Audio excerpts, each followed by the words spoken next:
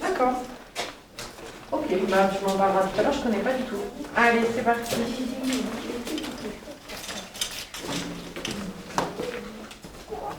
Hop là.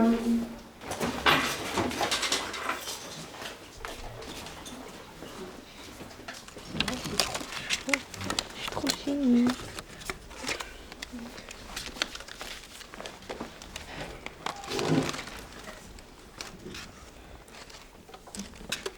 Jaline, tu vas sortir ton travail de géographie. On va corriger le schéma sur la gestion de l'eau en Égypte. Tu sais que tu as fait avec Amine. Parce que Madame Azaoui le fait aujourd'hui avec ta classe de référence.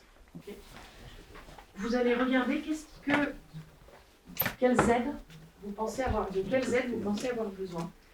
Et moi, je vais vous faire un tableau d'aide ici pour pouvoir la faire le plus facilement possible, cette évaluation. D'accord ? Donc ça, c'est à coller. Et une fois que vous avez bien analysé les exercices, on fera des aides sur le tableau ici. Ok ? Donc là, je te laisse vous décompter ça.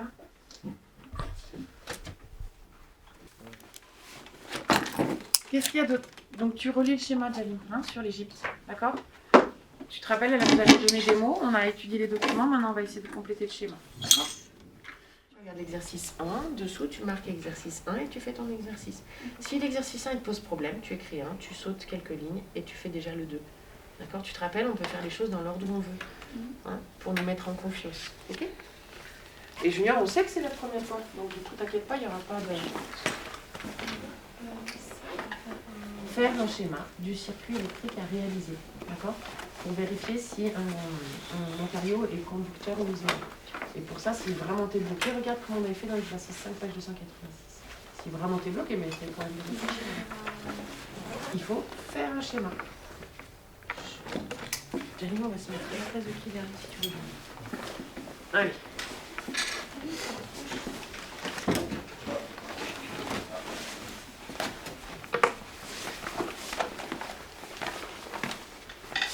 D'où elle vient l'eau que les Égyptiens utilisent pour pratiquer l'agriculture? Dans le Nil, c'est quoi le Nil?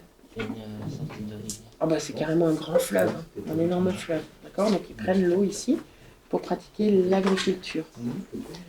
L'irrigation, tu te rappelles? Qu'est-ce que ça veut dire? L'irrigation, ça sert à quoi? Quand est-ce qu'on fait de l'irrigation? Regarde ce schéma. L'irrigation, c'est quand on prend l'eau du fleuve, par des petits canaux, des choses comme ça, pour l'emmener dans les champs. Pour faire quoi? Pour irriguer, c'est-à-dire arroser. D'accord? Tu te rappelles, ils construisent des petits canaux, des choses comme ça. Du coup, là, j'ai répondu un peu à la question. Est-ce que c'est le fait de faire venir l'eau du fleuve vers les champs, est-ce que c'est récent? Est-ce qu'on a fait ça depuis pas très longtemps ou est-ce que ça existe depuis très longtemps? Et ça, regarde, c'est des choses. Voilà, là, c'est l'Égypte antique, là où, à l'époque où ils ont construit les pyramides et tout, ils le faisaient déjà. Ok? Alors, quelles sont les autres activités exploitant la ressource en eau dans la région autour du Nil? Qu'est-ce qui se passe? Donc, on a dit pour l'irrigation des plantes. Quels autres usages il y a? Alors, c'est le document 4, hein. Le document 2 et le document 4.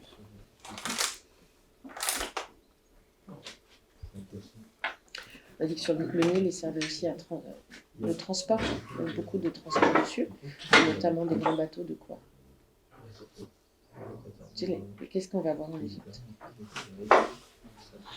On a parlé des pyramides, hein. Il y a le tourisme, et puis les Égyptiens qui habitent autour du Nil, ils se lavent, ils boivent de l'eau, ils font des machines à laver, etc. Et comment ça s'appelle cette utilisation-là de l'eau? Utilisation-là, on dit domestique. Domestique, c'est tout ce qui a rapport avec la maison. Ok? Je te laisse relire ce texte pour justement voir ce problème par rapport à l'utilisation domestique.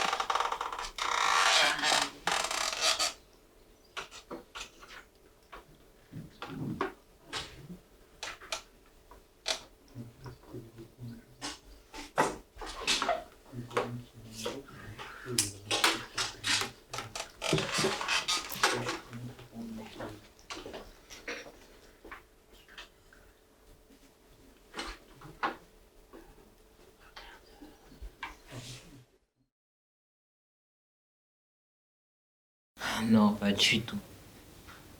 Non. Moi, à chaque fois que je me lève, je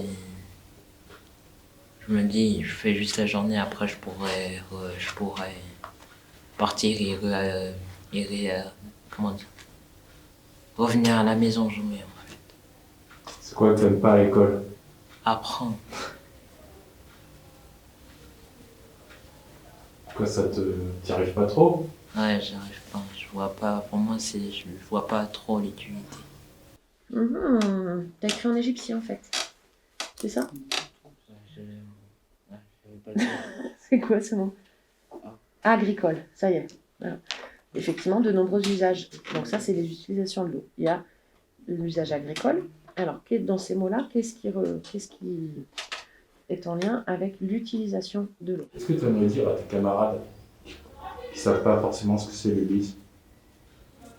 Bah, c'est pas grave, c'est pas un truc grave d'être ennuyé, c'est un petit peu pareil que la classe normale. Juste avec moins d'élèves pour mieux se concentrer.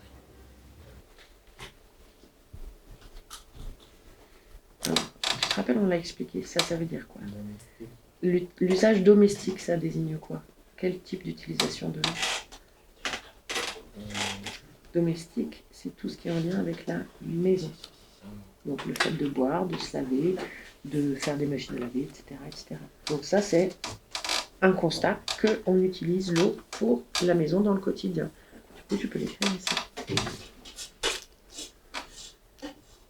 Qu'est-ce que vous aimeriez vous dire à vous dans 10 ans?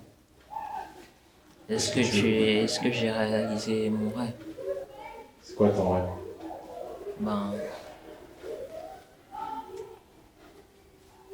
C'est à trouver un boulot, d'abord avoir une maison et un véhicule pour me déplacer vu que je suis flemmard.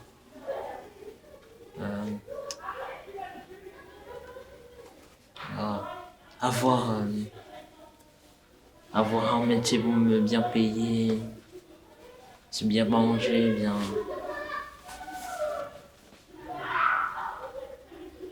Ouais, c'est tout ce que je voulais dire.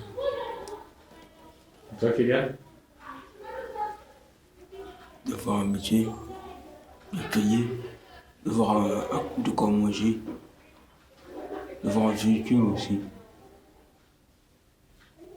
de bien vivre quoi. Et à votre avis, comment on fait pour avoir un métier bien payé? Il faut apprendre, oui. Ça, c'est un peu logique. Pour avoir le bac, un diplôme. Ça veut dire unité localisée pour l'inclusion scolaire. Donc c'est un dispositif. Le mot dispositif, il est important parce que c'est vraiment nécessaire de ne pas le mélanger avec le concept de classe. C'est un dispositif qui accueille des enfants pour leur permettre d'être scolarisés dans les classes ordinaires du collège.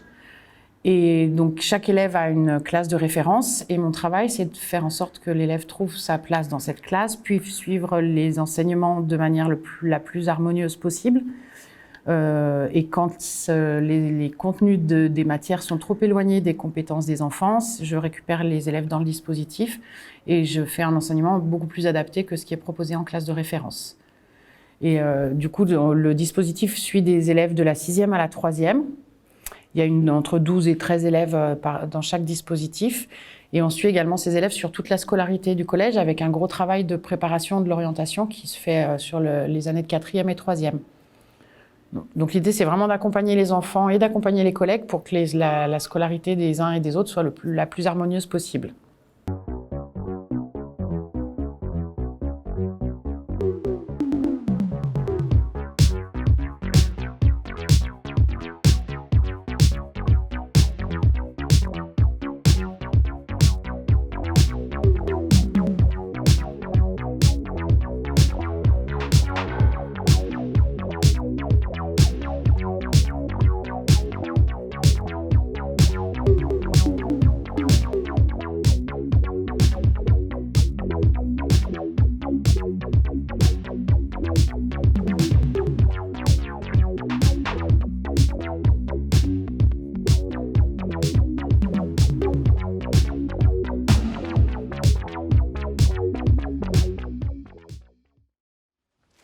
Kylian, tu peux t'installer. Dès que Junior a fini de détecter, vous allez pouvoir vous mettre au travail. Madame, tu fais des groupes de combien? On va faire des groupes de 2 ou 3. Elles sont en fin de semaine. Non, mais c'est pas comme ça que ça marche. Je sais en plus. Ah, c'est dès qu'on a fini, tu iras travailler avec Souverain. Allez, Junior, c'est bon. Je vais finir de détecter. Tu peux commencer à travailler. C'est bon, je te demande. Super. Donc, tu vas aller te mettre avec Kylian et vous allez commencer à essayer de répondre à la question. Alors, comme ça, je vais venir répéter les consignes. Je vous ai mis aussi cette aide au tableau. Pour pouvoir. C'est un petit guide qui pourra éventuellement, si vous en avez besoin, vous aider à répondre à la question. D'accord? C'est ça. Allez. Tu iras te mettre avec Camille. On aura fini. C'est bon? Parfait. Alors, est-ce que c'est ça? Ça, c'est de la SVT, Julien. Je ne sais pas d'où ça sort. Hein, si on pouvait prendre le travail qu'on a donné. Alors, est-ce que vous vous rappelez la question que je vous ai posée? Qu'est-ce qu'on a envie de savoir? Vas-y, Julien. Quel est le papier qu'on peut utiliser Pour faire quoi? pour le papier peint? Alors, on veut recouvrir de papier peint cette figure-là. D'accord? Est-ce qu'on a le droit de mettre 2 motifs différents pour recouvrir notre papier peint? Non. Non, on veut que ce soit tout le même motif. D'accord? Et alors, du coup, quelle est la question que je vous pose? Est-ce que tu peux me la dire? Parce que je crois que Junior, il a compris. J'aimerais bien savoir si toi, tu as compris aussi. Quelle question on se pose là? J'ai pas compris. Ranger la bonne surface? Tu vas trop vite en besogne. Ça, je ferai celle d'après. Il faut savoir quels sont les motifs qu'on pourrait utiliser pour recouvrir cette surface-là. D'accord? Il va falloir me proposer une réponse. Et moi, je vous ai mis une aide au tableau si vous voulez pour vous aider à organiser votre réponse.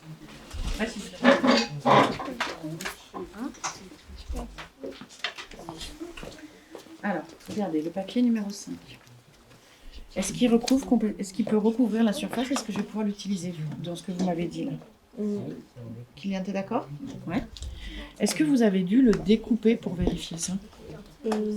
Est-ce qu'il a fallu le découper pour vérifier? Oui. Oui, hein, vous avez dû enlever un petit bout puis le déplacer ailleurs. Et du coup, est-ce que maintenant, ce papier à motif numéro 5, est-ce qu'il dépasse par rapport à la surface numéro 1? Ou est-ce qu'il tombe impeccable au milieu sans dépasser? Il dépasse ou pas? Non, il dépasse pas. Et ben, on commence à être pas mal du tout là, super la version. Très bien, je vous rends ça. Vous allez vérifier pour les autres papiers à motif. Est-ce qu'il remplit toute la surface? Ah, non. Donc est-ce que je vais pouvoir l'utiliser? Bon, ben voilà, c'est réglé. Alors, est-ce que vous avez avancé un peu? Pour le 2. Alors, le 2, qu'est-ce qu'on remarque? Est-ce que je vais prendre les ici pour faire la surface 1? Oui. Est-ce que ça vous voulez bien le découper aussi pour, non, alors vous l'avez découpé au début, mais là maintenant. Est-ce que ça, voilà. Est-ce que ça dépasse un peu la surface? Ouais. D'accord. Vous pouvez venir voir? On va compléter du coup, grâce à vous. Alors non, celui-là il va pas ici. Je peux le mettre là. Qu'est-ce que tu as fait? Tu as découpé ce qui dépassait. Alors attention, tu peux continuer un petit peu. Je sais pas. Ah, on a déjà vu la même. Mais un petit peu quand même. Alors, celui-là, qu'est-ce qui se passe? Ah, ouais. Mais alors, du coup, là, si on regarde dans la longueur, le papier à motif, il est trop grand. Et dans la largeur, il serait trop petit. Est-ce qu'on s'arrête là ou est-ce qu'on peut peut-être réfléchir de ce qu'on peut faire de ce petit bout-là? Comment tu pourrais savoir si c'est vraiment si ça recouvre pas? Là, si tu coupes, bah, tu peux le mettre là, la patte là. Eh bien, vérifie quand même. Moi, je veux bien que tu vérifies. Après, on pourra les compléter. Oui. Alors, ouais, alors du coup, très bien. Alors, il faudrait couper. Alors, c'est-à-dire quel autre morceau tu voudrais couper? Là, comme ça? Je peux essayer?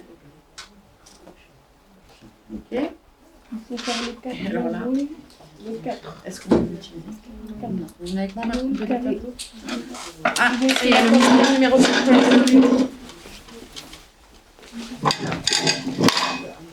Je vous écoute.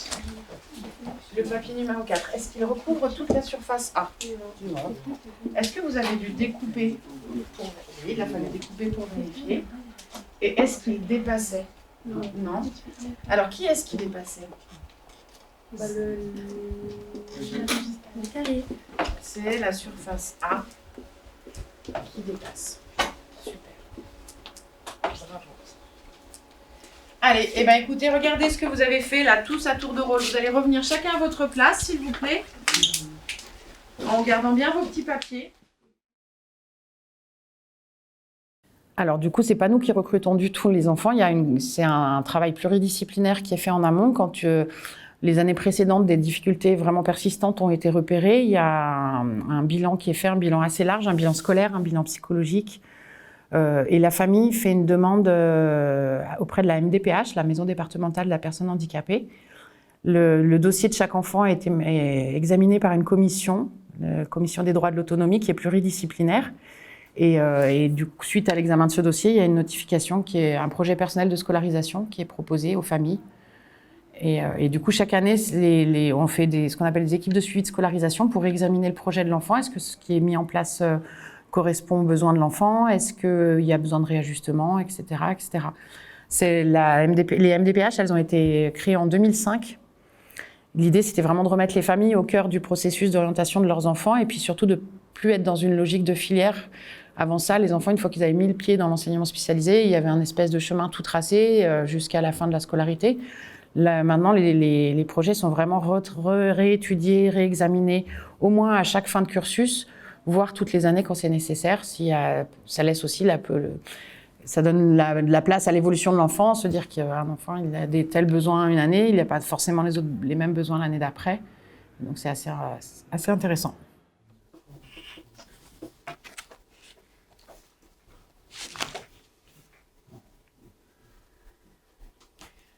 Alors Testa, c'est une très bonne idée. Elle est allée voir la partie aide, fiche méthode du livre. C'est laquelle? C'est celle-là que j'ai cherché, mais j'ai... Eh bien, c'est page 500 et quelques, hein, c'est ça, Tefta, c'est très bien. 502. 502. Le livre. Très bien, là, il y a plein d'outils, il y a plein d'aides que vous pouvez trouver. Je m'appelle Tefta, je suis en 5e, j'ai 14 ans et je suis albanaise et j'habite à Valmy. Est-ce que tu es arrivée en France? En 2013. Donc ça fait 8 ans. Tu parlais quelle langue à la maison? Bah, albanais. Albanais et aussi je parle français avec mes sœurs et frères des fois. Et tu parles d'autres langues aussi? J'apprends l'espagnol et aussi on apprend un peu l'anglais en église. La classe Ulysse, c'est une classe normale.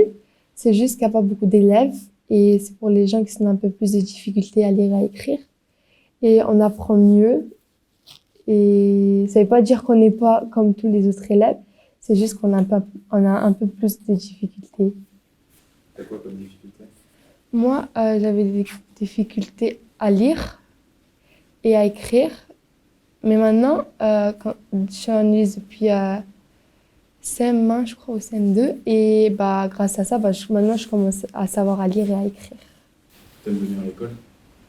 Ouais, oui, j'aime venir à l'école. C'est quoi que tu préfères?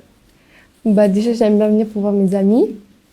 Et aussi, j'aime bien venir parce que pour apprendre des nouveaux trucs. Et des fois, à la maison, t'as rien à faire, donc j'aime bien venir à l'école pour apprendre. En classe de référence, j'ai un peu, comment dire, j'ai un peu honte pour lever la main. Parce que je sais pas, j'ai peur de dire une mauvaise réponse et tout. Mais en Ulysse, j'ai pas la honte, je lève la main quand je veux et tout. Et je suis plus à l'aise en Ulysse qu'en classe de référence. T'accordes de l'importance à apprendre de nouvelles choses? Ouais. Bah, c'est important d'apprendre des nouvelles choses. Bah, j'espère que je vais avoir mon permis, parce que j'ai envie de l'avoir. Et bah, j'espère, bah, je vais travailler. Pourquoi tu veux le permis, absolument? Bah, parce que quand tu pars travailler, je sais pas, c'est mieux d'aller en voiture. Et la voiture, ça te sert à partir dans les endroits et tout. Bah, c'est mieux, comment dire. T'as envie de voyager? Ouais, voilà.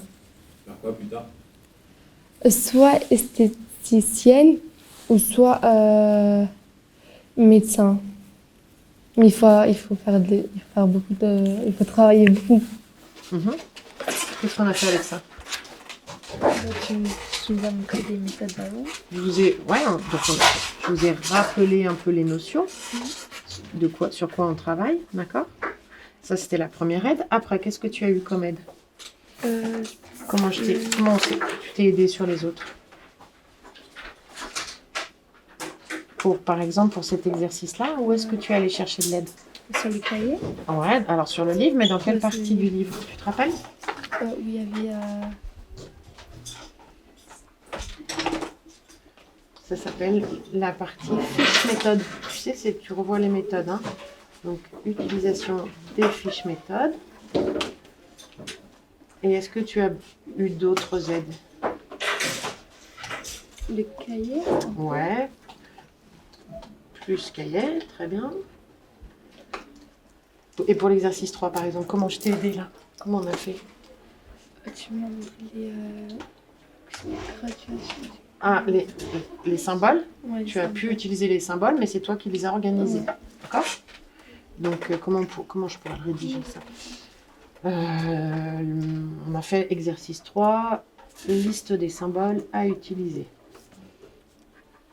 Super. Moi, je suis contente que tu utilises les fiches méthodes, hein, c'est fait exprès. D'accord? C'est comme si tu utilisais un livre de recettes pour faire une recette. Tu connais quelqu'un qui se souvient de toutes les recettes qu'il y a dans un livre? C'est pas possible. Et est-ce que c'est embêtant, quand tu invites des gens à manger, d'aller voir la recette dans le livre? Non. Bah non, c'est normal. Et ben c'est pareil là. Donc on peut aller voir les recettes quand on est un petit peu bloqué pour pouvoir faire le travail qu'on te demande. C'est très bien.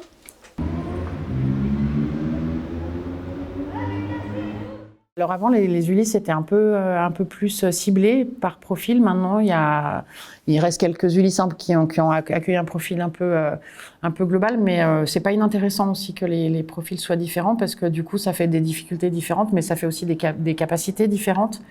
Et du coup, c'est très riche en interaction. Là, cette année, j'ai un élève avec des troubles autistiques qui a des capacités intellectuelles assez proches de la norme, mais qui n'arrive pas forcément tout le temps à mobiliser. Par contre, il a plus de difficultés relationnelles. Et les autres élèves d'Ulysse avec qui il est dans sa classe de référence, eux, ont plus d'aptitudes sociales, mais plus de difficultés de compréhension. Et ça fait des échanges assez positifs entre eux. Donc moi, je trouve que c'est plutôt intéressant qu'il y ait un panel de profils différents, sachant qu'on reste quand même étiqueté un peu trouble des fonctions cognitives. Donc quand même, globalement, on retrouve des difficultés de compréhension, des difficultés de raisonnement, des difficultés pour planifier une tâche, des difficultés d'organisation. Ça, c'est quand même des choses qu'on retrouve un peu chez tous les élèves.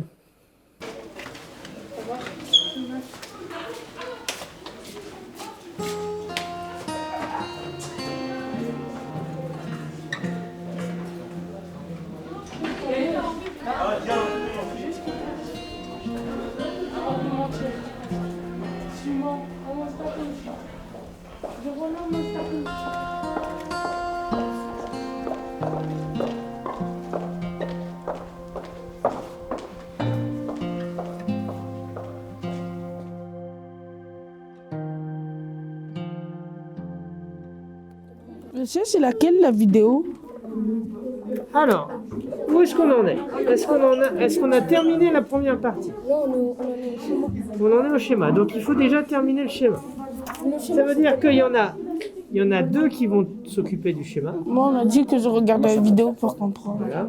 Et il y en a deux, dont toi, qui allez vous occuper de cette première partie. Alors, dans cette première partie, vous avez deux choses.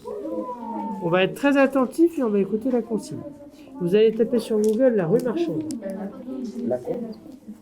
Regardez ce qui se passe au tableau, je vais vous le mettre. La rue Marchande. D'accord? Donc, si vous n'arrivez pas à trouver, vous levez la main, j'arrive. Moi, j'ai trouvé ça. Ceux qui ont besoin de J'ai ça. couleur, vous levez la main, s'il vous plaît. On en a déjà. Qui ont besoin de plein de couleurs.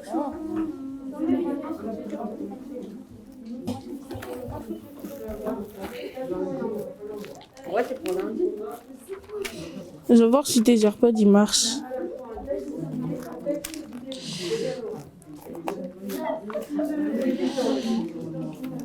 Avant, j'avais pas le plaisir de venir à l'école. Mais grâce à l'Ulysse, je peux dire que j'aime venir à l'école. Pourquoi? Je vais pas dire que j'étais un bon élève, mais j'avais pas un super comportement. J'étais quelqu'un qui se bagarrait beaucoup, qui faisait beaucoup de problèmes. J'étais exclu pendant une semaine En 6e, et en 6e. tu te sens mieux maintenant là, cette année? Oui, Tu as du plaisir à venir en classe? j'ai eu beaucoup. Mieux que l'année dernière, ça c'est sûr. Rejoindre les amis, je passe des meilleurs temps, de la joie, parfois malheureusement des moments difficiles, avec même si c'est dur, j'essaye de tenir. Et tout ça, je peux dire grâce aussi à l'Ulysse qui m'a aidé.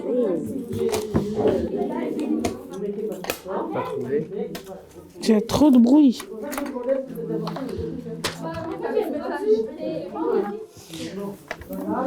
Oh, regarde.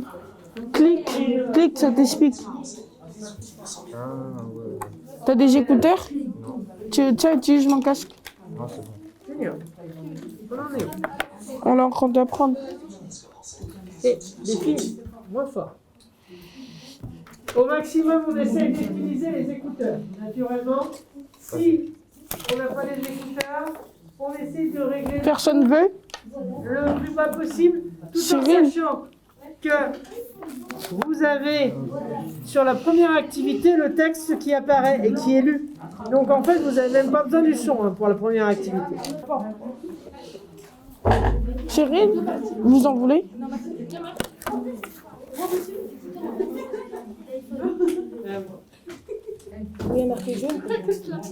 Monsieur, je peux prêter mon casque? Tu peux prêter ton casque. Naël, Je vais le... le désinfecter. Oui, je vais le désinfecter. Par contre, tu fais bien attention à ne pas le perdre. Tu mets bien dans ton cahier pour ne pas le perdre. Ok? Vous avez fait le schéma? Donc là, ce qui nous intéresse, tourne encore. Ça, ils ont fait. Parti. Ouais, ça, ils l'ont fait. Voilà, toi, donc, Isaac et Junior, ils vont travailler sur cette partie, sur la première partie. Donc, c'est le document 5, page 110. Vous avez le livre? Oui, je l'ai sorti. C'est pas mon livre, ça? Vous mettez au milieu. T'as ton livre? Bah oui. Attends, regarde. J'ai l'impression... Il y a Un peu trop de bruit, s'il vous plaît. Ah, c'est le mien? C'est qui le livre? Mais c'est pas grave, Isaac, il va le mettre. Oui, parce que je... Regarde. C'est de personne. Attends, ça. Dans ta feuille, Isaac? Je trouve plus mon livre, monsieur, je l'avais. C'est pas grave. Je suis sûre l'avoir sorti. Là, ce qui nous intéresse, c'est ça et ça. Tu vois que c'est à peu près la même chose. Oui. Et vous avez à compléter. Donc tu prends ton crayon à papier ou ton stylo et vous avez à compléter cette partie. Ok? La rue est pavée. Exactement. Je crois pavée. Un pavé, c'est que tu mets des pavés pour éviter qu'il y ait de la boue, pour te salir, pour éviter de te salir. Oui, il faut mettre ça. Je le donne à qui? Demande à Naël s'il en veut. À Naël. Ok. Naël, vous voulez mon casque? Ton lien avec Madame Fayolle, il est important. Elle ne force pas à aller dans le travail. Elle essaye nos stabilité, elle est là, elle nous connaît, j'ai l'impression. Comme si on la voyait, comme si ça fait 3 ans qu'on la connaît. Elle connaît déjà nos difficultés. Elle sait que moi, j'ai du mal à me calmer. Hein? Dans tes crayons. Je vais voir si... Ouais, il est là. Vous voulez des écouteurs?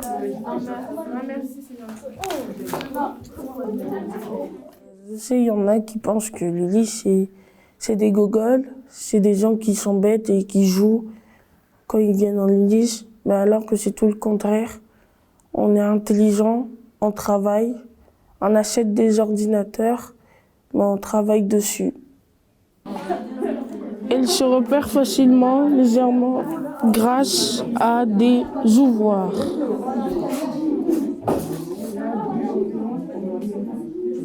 Grâce à des Tu me mets ça, puis tu me découperas proprement. D'accord? ouvroirs. Des ouvroirs. Appuie dessus.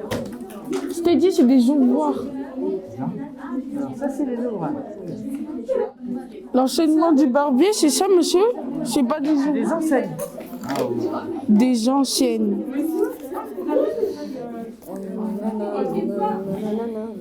C'est quoi tes difficultés en classe?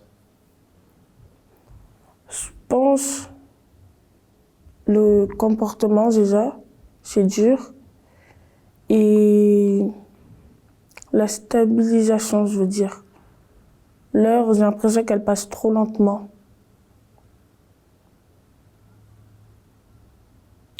En Ulysse ou en classe de référence? Parfois les deux. À un moment, je me suis... Je vais pas dire parfois, parce que il y a des moments où quand je suis vraiment dans le travail et tout, j'ai l'impression que même l'heure, elle est passée trop vite. Je pense comme tout le monde. Hein. Il y a des sujets qui t'intéressent plus que d'autres? Oui, des matières comme par exemple le français, je pense que ça va, je maîtrise. On apprend beaucoup de choses parce que l'année dernière, je partirais pas trop en cours. Ça fait j'ai pas pu faire beaucoup. Les seuls cours que j'ai fait l'année dernière, c'était maths, français et histoire et sport. C'était que ça. Tu prends du plaisir à apprendre? Oui, avec ce qu'elle nous apprend, oui. Monsieur, j'ai compris. T'as quelle partie? T'as quelle partie? Il y a la boutique et l'ouvre. Non, elle avait tout dans tes trous. Tout dans tes trous. Monsieur, j'ai une question. Gégé, ton chat ouvre. Oui, ça ouvre. Donc c'est les ouvroirs et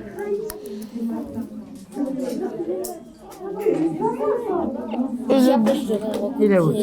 Ah, c'est les deux? J'hésitais entre les deux. Bah, regarde, tu t'appuies là. Les ouvroirs, on te dit que c'est la planche qui permet de poser les affaires pour que tu les vois. Et ensuite, quand la boutique ferme, on rabat l'ouvroir. Oh, le bon. Donc il y a l'ouvroir pour que les gens passent. Et puis il y a la boutique où il faut éventuellement... Ouais. Les ouvroirs sont...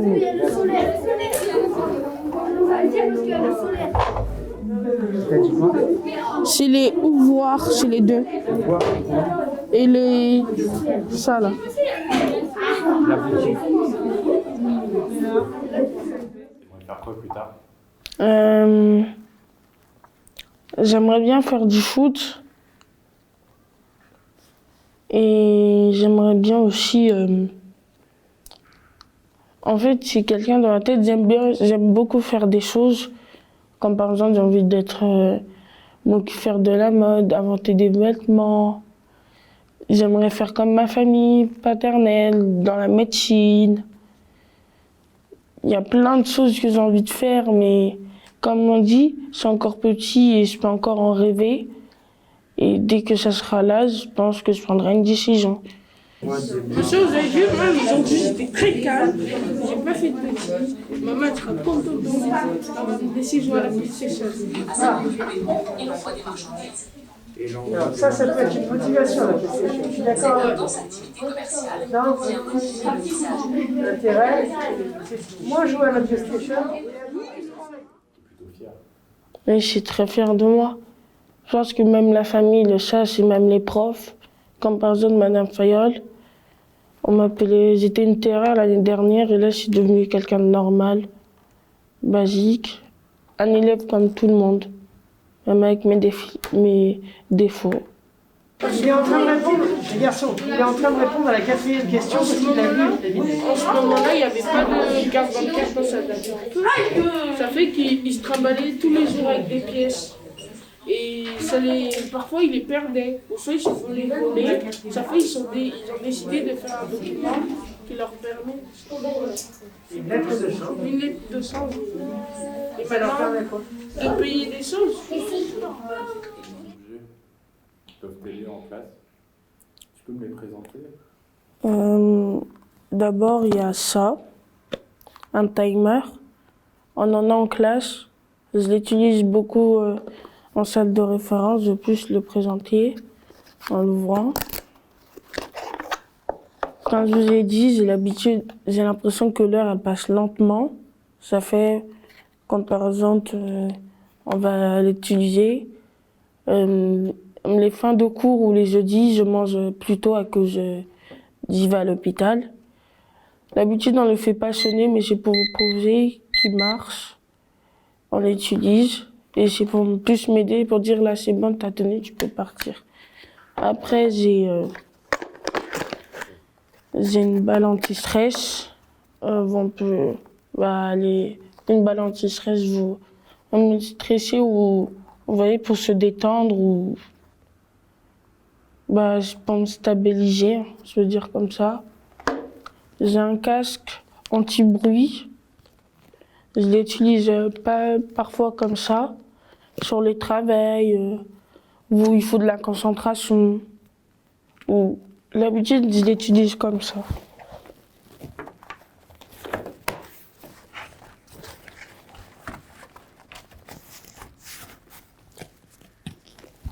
Et j'ai plus de concentration en me mettant comme ça. Je vois personne, j'ai mon travail sur ma feuille et j'ai pas de bruit. Tu es dans ta bulle. Oui, je suis dans ma bulle.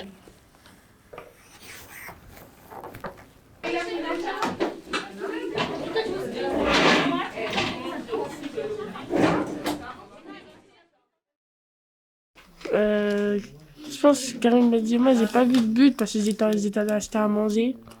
Mais je pense que Benzema, le gardien, il a été bon sur le penalty. Il a été concentré. Et c'était un bon match. Malheureusement, Karim Benzema, il n'a pas pu marquer, mais il a prouvé ses preuves. Il était collectif. Il a chanté la Marseillaise, pour une fois. Et c'est tout. Hein. C'était Karim Benzema is back.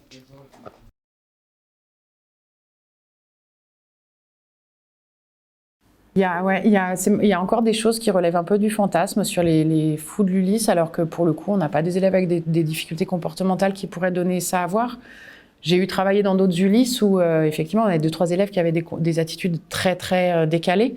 Donc, ça participait d'une réputation un peu erronée sur l'Ulysse. Ici, c'est pas particulièrement le cas, mais je pense que la peur de la différence et de l'échec scolaire, elle est souvent très présente chez les autres élèves du collège dits normaux, dits classiques, et que du coup, il y a un refus aussi d'admettre cette part en soi d'anormal, entre guillemets, encore une fois, qui peut créer parfois un peu d'agressivité ou en tout cas des paroles décalées. Après, je trouve que, contrairement à ce qu'on peut imaginer, au collège, ils sont plus ouverts à la différence qu'on ne veut bien le croire. Quand j'ai démarré en Ulysse Collège la première fois, c'était en 2007, j'avais très très peur de ça. En plus, je connaissais pas particulièrement le public adolescent.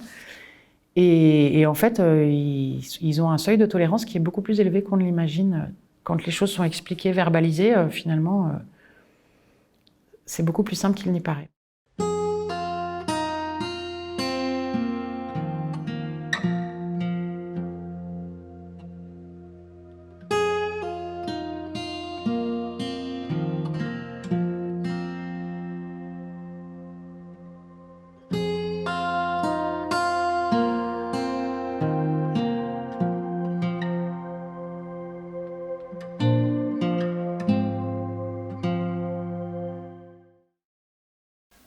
Bah moi, quand je suis venue ici en France, j'étais en CM2, bah je savais pas trop.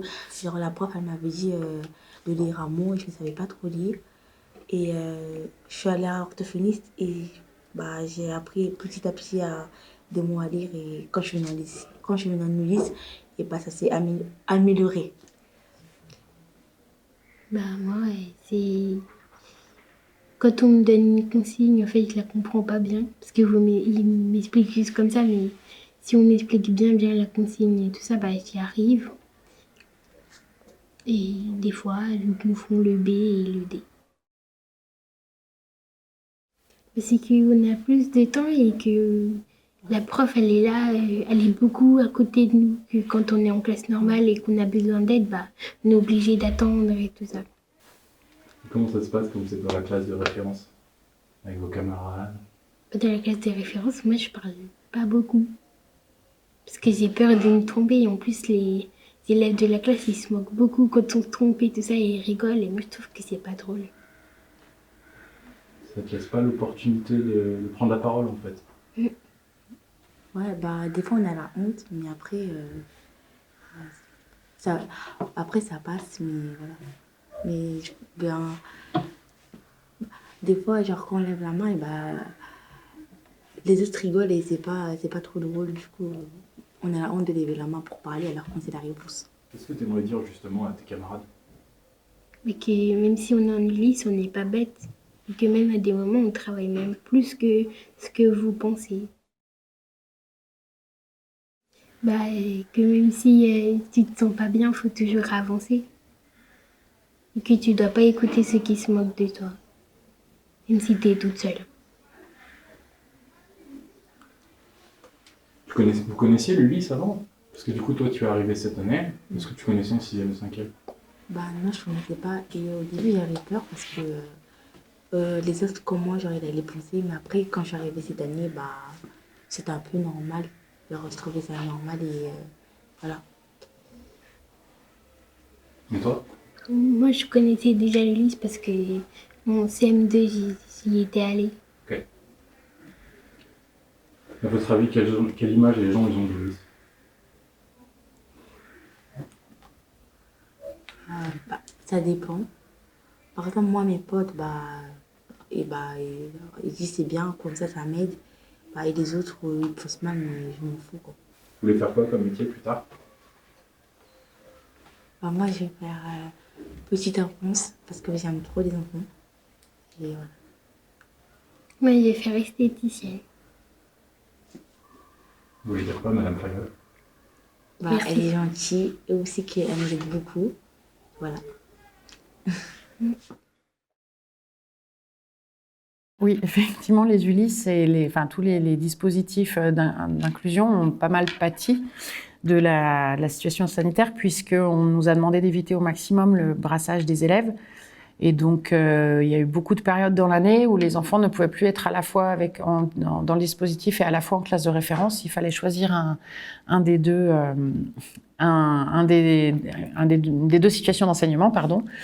Et cette année, en plus de cette situation sanitaire compliquée, depuis le mois de mars, nous n'avons plus d'AESH au sein du dispositif, ce qui fait que les élèves sont beaucoup restés en Ulysse depuis la reprise des vacances de printemps. Alors, on a vraiment tenté de continuer à avancer sur ce qui était enseigné en classe de référence à distance. Donc, ça a permis aussi de travailler ça, le distanciel, des choses qu'ils n'arrivaient pas à faire à la maison. Mais les notions d'inclusion, de la scolarisation au même titre qu'un autre élève, ça a été bien mis à mal cette année. Voilà. Après, on a créé d'autres choses.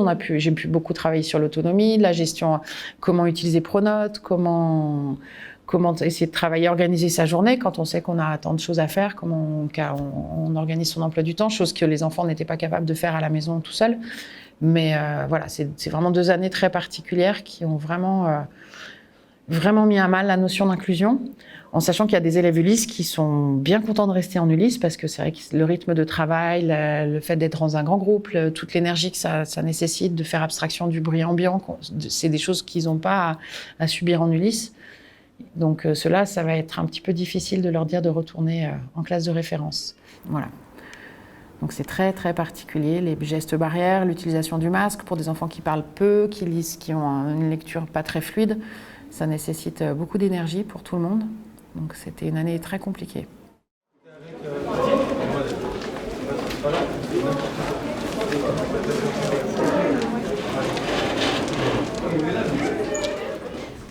Vous pouvez vous asseoir.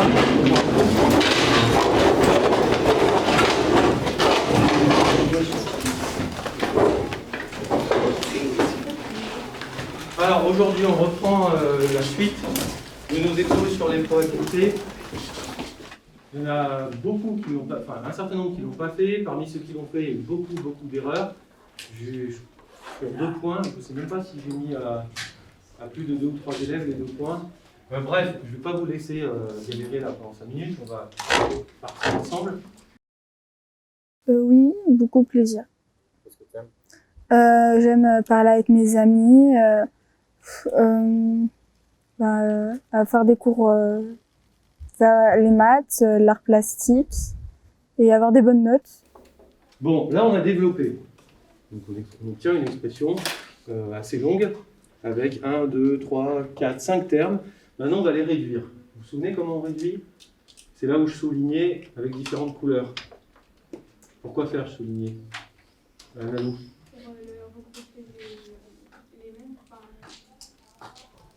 Oui, les noms, on disait les termes de même nature. Voilà. Alors, j'ai besoin de combien de couleurs? Daniel? 3. Allez, le rouge. Ou en général, on prenait le rouge pour le x au carré. Donc je prends bien le signe avec. Hein. Normalement, on n'est plus forcément, on n'est plus obligé de faire ça, d'utiliser les couleurs. Mais je crois que là, on en a besoin. Je vais prendre le bleu pour les termes en x. Alors du coup, je souligne quoi? Simon? 4x c'est 2x. 4x et j'ai pas 2x, non. Non, mais je fais exprès. Hein. Moins 2x. Ouais, moins 2x. Et puis, je vais souligner en vert. Qu'est-ce qu'il me reste? Joricia? Voilà, moins 8 et plus 5 sont les valeurs numériques. Et je réduis en fonction des couleurs. Mes points forts, c'est l'art classique, la musique et l'art et les mathématiques. Quoi tu préfères dans les maths ou l'art? En art, c'est le dessin, c'est réfléchir à qu'est-ce que l'on peut faire, tout. En maths, je suis forte en calcul, donc c'est pour ça, à mon avis. Et voilà. Et en musique, c'est faire des chansons, voilà, le tempo. C'est assez créatif. Oui. Parce qu'on va en refaire. On va en refaire pas mal. Allez, on retourne sur les probas plus ludiques.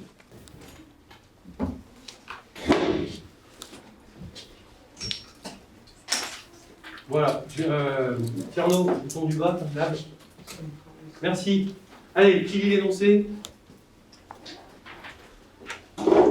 Ouais, certains, là, en 4e 4, il faut activer. Hein. Je peux lire l'énoncé. Chamseddine. On dispose d'un dé cubique truqué. On le lance un grand nombre de fois et on estime la probabilité d'obtenir chaque face. Voici les estimations. Alors, comme souvent, on coupe. Qu'est-ce qui est bien différent là dans l'énoncé dès la première phrase? C'est la première fois qu'on rencontre ça, et pourtant on va faire des maths avec. Leandro? Un trucage. Le dé il est truqué. Ouais, le dé il est truqué. En quoi l'Ulysse t'aide? Il m'aide en français et en anglais. Je prends du temps je lis trop vite, donc il m'aide sur ça. Et aussi, je fais beaucoup de fautes sur des petits trucs, et aussi en écriture et en anglais. Mais si du coup, imaginons que c'est une chance sur 8, est-ce que c'est une chance sur 8 pour toutes les faces? Non. S'il est truqué, c'est qu'il se passe quoi entre les faces? C'est surtout ça en fait. Annalou? Voilà, c'est que le but de truquer un dé, c'est de faire en sorte que les différentes faces apparaissent plus ou moins, suivant ce qu'on souhaite. Donc la probabilité de chaque face va être différente de sa voisine. Alors, l'événement c'est...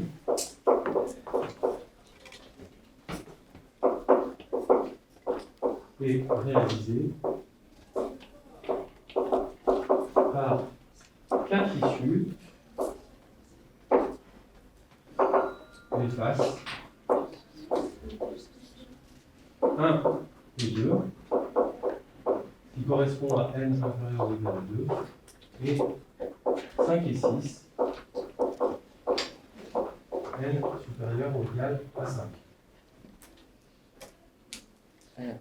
Donc qu'est-ce que je fais pour calculer la probabilité de commencer maintenant? C'est ce que j'ai fait pour le A et le B. Qu'est-ce qu'il suffit que je fasse maintenant? Additionner. Additionner. On additionne quoi? 0,05. Ok. La phase 2. 0,1. Ouais, ensuite les deux autres. 0,25, 0,3. Voilà, ces deux-là. 0,25, 0,3. Bon, il ne reste plus qu'à faire une petite addition. Allez, qui se lance là-dedans? Gaël, ça va aller vite. Qu'on est bizarre, qu'on a des problèmes dans notre tête, qu'on est fou des fois. Du coup, ça prend du temps pour leur expliquer, mais voilà. Toi, tu prends ce temps pour expliquer? Ben oui. Et la plupart du temps, notre prof principal, en début d'année, elle leur explique qu'est-ce qu'on a, donc c'est plus simple. Voilà. C'est important. Est-ce que j'ai réussi à aller en art, dans une école d'art, et est-ce que je continue le dessin d'une autre manière, voilà. Ou est-ce que je fais de la musique, voilà. Qu'est-ce que tu aimerais dire à tes élèves? Moi, je les trouve beaux, mes élèves. J'ai plein de moments dans la semaine, même des fois, enfin presque chaque jour, où des fois je me mets un peu en recul et je les vois tous travailler, soit sur la même tâche, soit sur des tâches différentes. Je les vois se lever, aller chercher leurs outils. Je les vois essayer de se dépatouiller. J'ai très souvent ce moment-là où je me dis, mais des fois, je trouve que j'ai de la chance de travailler avec eux parce qu'ils ils jouent vraiment le jeu et ils me permettent aussi à moi de faire mon travail. Je trouve que voilà, je suis assez fière d'eux.